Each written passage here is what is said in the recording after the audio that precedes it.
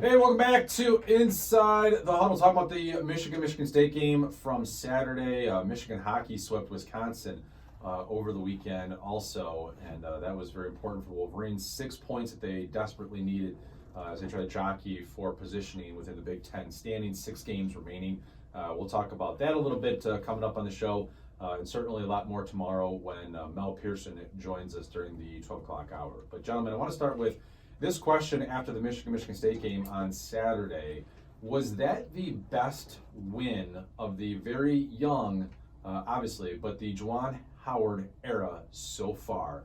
Beating Michigan State on Saturday, ending that losing streak to the Spartans that had been 4 games previously, including 3 a season ago, ending the losing streak at home at Chrysler Center, which was 3 games, and obviously getting another quad 1 win for their NCAA tournament resume. The only game that really compares is the Gonzaga win, I think. I mean, I guess maybe Iowa back in December, but the only other one that compares is Gonzaga, and I put this one over that because I think they caught Gonzaga at the right time. It was the 3rd game in 3 days. Gonzaga's playing like 4,000 miles from home because they're all the way up in Spokane and the Bahamas. And then they had some new parts. I really, the November tournaments are a lot of fun to watch. The analysis isn't always going to be perfect. I mean, North Carolina looked pretty good in that tournament. They beat Oregon, and I don't know, it just seemed like ultimately kind of a weird tournament. This was Michigan going up against a team that had kicked its can like 5 weeks ago and kind of just reversing things. It wasn't quite as dominant on the other side, but it was a really good win against a team that is 8-5 now in a pretty loaded Big Ten. If Michigan loses, Michigan State is half a game back in first place in the Big Ten. So it's I think it's a really sound win from a resume standpoint, and then I think the context of what was the game plan like, what were the in-game adjustments, who stepped up when they needed to step up. The answer is just about everybody. I think it was about their most complete win of the season. I mean, it certainly felt like it. It felt like, it was so early. It was so early for some of those other nice wins on paper that I don't really know if any of us really had a thought or much of a prediction. You're like, oh, this team's playing pretty good. Like, we'll see what they can do. But I mean, we were all on Michigan State on Saturday. I mean, just about everybody. Everybody but Miz picked Michigan State to win. Miz not in here with us today. Not in here with us today. Yeah. He retweeted me on Saturday to point out that he was the lone dissident that picked Michigan to beat the Spartans. But I mean, like, it's not like us 3 or 4 in the studio were alone in that line of thinking. Mm-hmm. Everybody had Michigan State picked to win that game. They were reeling a little bit too, but the way the last game played out, certainly didn't know if Isaiah Livers would play, or if he did play, how much or how well. It was hard to go. It was hard to go with Michigan at that point. So, props to them for playing a good game, for Xavier Simpson stepping up, hitting 4 threes, more than he's hit all season. And I definitely feel like it felt like the biggest win. I mean, I was there in person, so you could kind of feel the energy and you could see it. I wasn't in the house for some of the earlier wins on the year, but I think on paper at the end of the year that Gonzaga win still probably will be like their number one, when the national guys do the tournament resume type of thing. Right, yeah. But just in terms of like timing, the scope of the program, the rivalry, the recruiting implications that were going on with some big name guys in the house, I think it's got to be looked at as the best win of the year. And I'm sure if you asked all the players, that one felt better than the Gonzaga win did, even though that's a really good look on paper for their resume. They beat Gonzaga by 18 points back on November 29th, 82-64. They beat Iowa at home 103-91 on December 6th. Purdue in double overtime, 84-78 on January 9th. That game was also at home. The win against Rutgers, neutral site game at Madison Square Garden, February 1st, 69-63, was a very important win for them to get.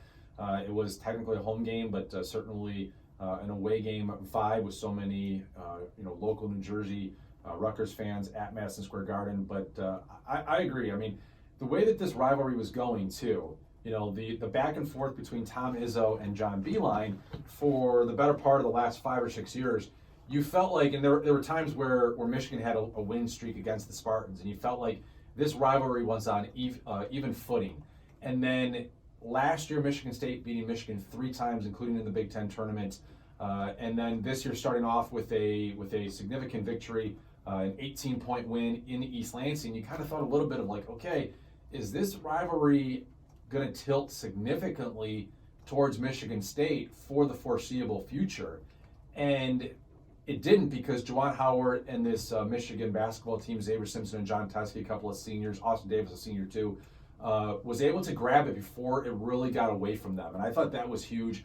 I think the fact that Davis and Teskey and Xavier Simpson to some degree have the last laugh over the Spartans. Now they could play them in a Big Ten tournament. In theory, they could play them in the NCAA tournament. But right now it looks like this is the last game between Cassius Winston and Xavier Simpson. And even though, as you guys point out earlier, Eli Brooks was the one that guarded Cassius Winston a lot, we're still going to come back and talk about point guards, right? And Xavier Simpson going out there making 4 3-pointers in this game, and him making so many difference type plays for the Wolverines, and Cassius struggling. I mean, he gets the last laugh over Michigan State, and he kind of gets bragging rights over Cassius Winston a little bit the final game. And I think that's, for Michigan fans, and certainly for Xavier and the seniors, I mean, that is really cool. So, yeah, tournament builder, ending the losing streak, making sure that the rivalry doesn't completely tilt in one direction. Juwan Howard, I mean, you can make the case when you look at like Tier 1, the Quad 1 games, Juwan Howard has more wins against those teams than Tom Izzo does right now. And a team that, and I think I want to give credit to our colleague at Wolverine Digest, Steve Deese, pointing this out, but like this was an Izzo team coming to the year that were they preseason number 1, or they were consensus? And this is supposed to be a team that its goals in 2020 were Final Four. Now that was coming into the season, but Michigan State's expectations were, this is one of the best teams that Tom Izzo's had, probably even better than the team last year that went to the Final Four. And here they find themselves scuffling a little bit.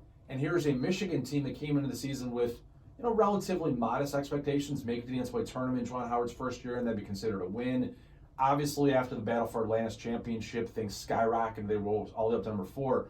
But with that 4-game losing streak and how they played on the road, I mean, things have been tempered quite significantly. And so you look at like these two programs, where they were coming into the year, where they were even, coming into February, and they were 2 different places. And now Michigan, Juwan Howard has that win. I think it's absolutely huge what Michigan was able to do on Saturday, and sets them up, again, for these next 3 games. And guys, I mean, I wanted to say something just real quick on that too. Juwan Howard was asked about it after the game, and he's never like one to make it about himself, but he's 1-1 against Tom Izzo. And I remember when Juwan was hired, there was a pretty big narrative of, like, think about the other coaches in the Big Ten. Like, none of them are going to be scared of what Juwan Howard brings to the table in his first year. He's never been a head coach before. He doesn't know how to do this. He doesn't know how to do that. And he just went toe to toe with Izzo and got a win. Yeah. I mean, it's not about that, but you have to look at it that way, that he's winning against some really good coaches. And he I mean, again, the thing that he did with Eli Brooks, what he did in terms of getting the physicality on Cassius Winston, you could say the way that he used his bench this time, I think this was one of the better games in how he used his substitution patterns to get the most out of David DeJulius, to get that energy and that defensive hustle out of Brandon Johns, Austin Davis giving John Teskey, some minutes there. You could say that he outcoached Izzo in this game, and yeah, I don't think you make the argument people will start laughing. I mean, he really did in this contest, and now he's got wins over Mark Few, Tom Izzo, and Roy Williams all in his first year.